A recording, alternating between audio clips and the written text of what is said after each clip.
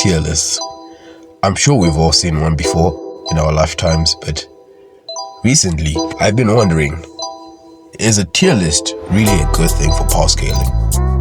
Well, it might just be a good and a bad thing, because from what I've noticed and my research, I've come to discover that tier lists can work to categorize characters as long as you know what you're doing. If you're looking at a tier list, don't just say, let me give a really quick example here.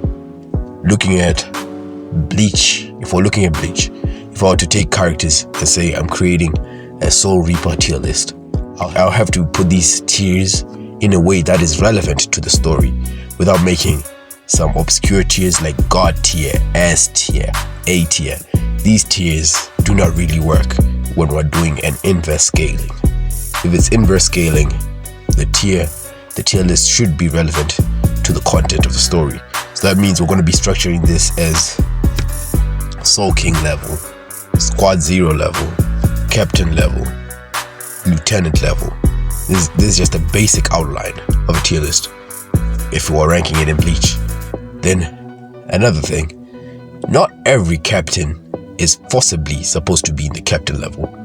Neither is every single lieutenant supposed to be in the lieutenant level, because I feel like that's where most people get tier lists wrong.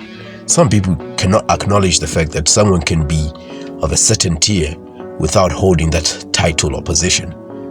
Captain is only a title, but captain tier is a tier of power. Within the story, the consistent scaling of that tier, we look at captain level characters when they were first introduced. What level of power did they have? That is our baseline figure for captain level. But then if you say a lieutenant like Abarai, who has definitive feats above characters like Rose and Kensei, being very much stronger than them, we cannot say Abarai is lieutenant level, because that is just not true. He has clearly demonstrated feats that put him above these captains. So we cannot say because he's a lieutenant, he is lieutenant level. So that's why people get these tier lists wrong. If you can very much take this thought out of your mind, not every character, because you're a lieutenant, you are not, does not automatically make you lieutenant level. It makes you at least lieutenant level. And even then, it doesn't really stay that consistent. Let me give another example. Looking at One Piece, we have a character like Katakuri. Katakuri is a very decent character, but people will then like to hype him up and put him in Yonko Commander 1 level. If you look at this, you could be like, well, makes sense. He's the first division Yonko Commander, so he should be Yonko Commander 1. But that's not true.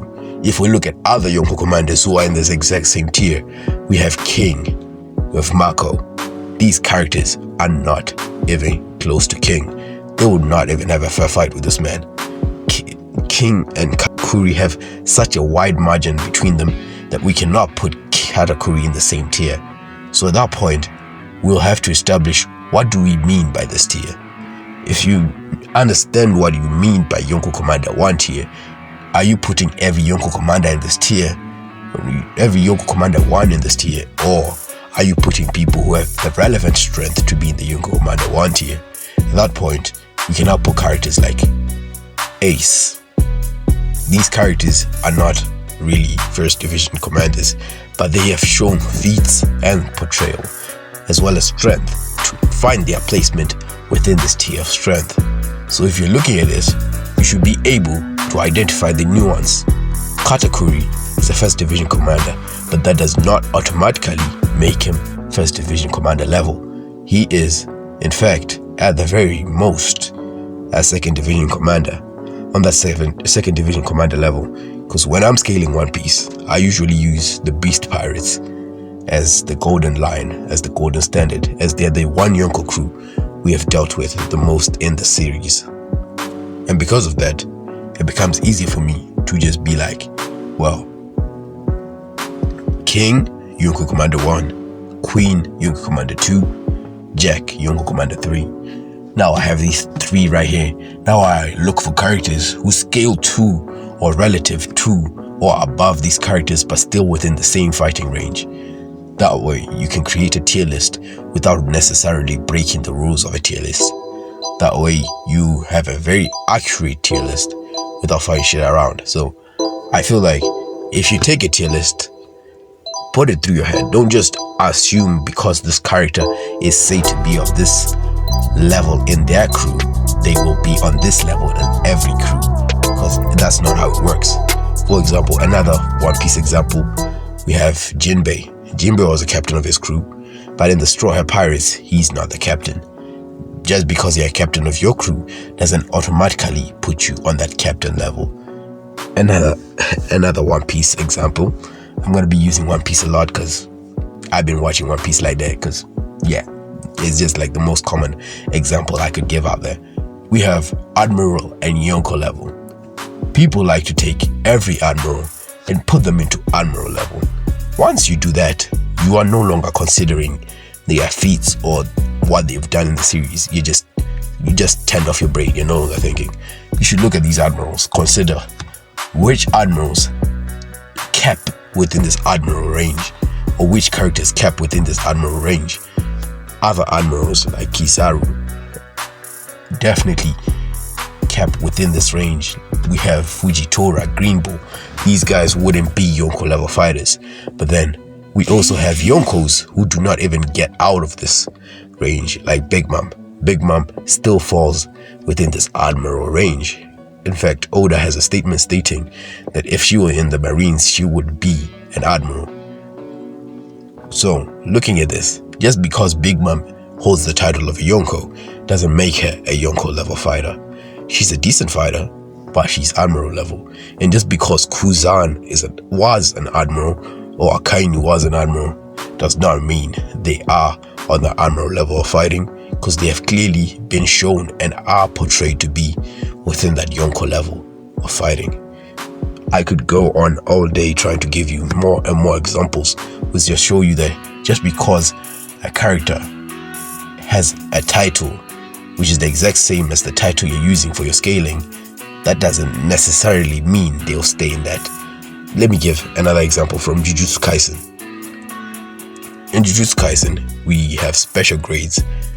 We have first grades, second grades, third grades.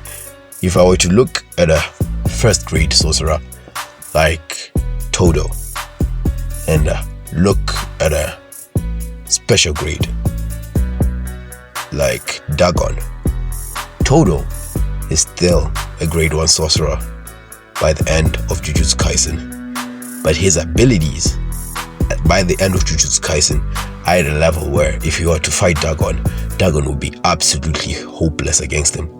So just because Todo is a grade 1 sorcerer doesn't make him weaker than every special grade curse or sorcerer. So looking at this, you should be able to differentiate between title placement and feat placement. So whenever you do a power scaling tier list, be sure to make sure you understand the level of power the character you are putting in this tier has. Do not just take them off of titles and put them in there. That's not how power scaling works. So for a tier list to be a good tier list, you need basic understanding of whatever it is you're tiering before you start making this power scaling tier list. Alright guys, I think I've rambled on long enough. So I'll catch you all in the next video.